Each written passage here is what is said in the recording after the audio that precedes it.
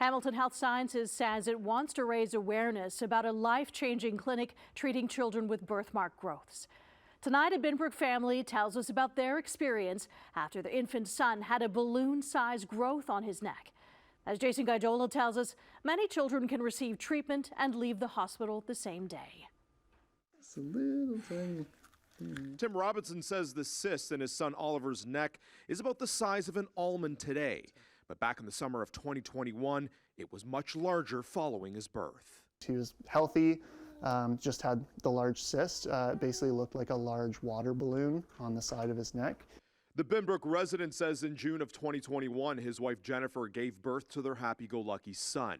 But 32 weeks into her pregnancy, doctors at St. Joseph's Hamilton evaluated the growth that was around 10 centimeters in diameter. He says out of concern, Jennifer was then transferred to McMaster Sick Kids Hospital for a C-section.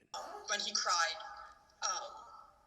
during the C-section, that was like the one I remember I felt just a breath of relief of like, okay, he's okay, he can breathe. Following little Ollie's birth, Hamilton Health Sciences say the infant had a lymphatic vascular anomaly, or what they call a birthmark. Growths made up of blood vessels that grow incorrectly. They add the growth did not pose any danger, but only restricted his neck movement. HHS's Dr. John Donnellan says if the fluid buildup goes untreated, infection is at risk. He says doctors are conducting a less invasive treatment called interventional radiology.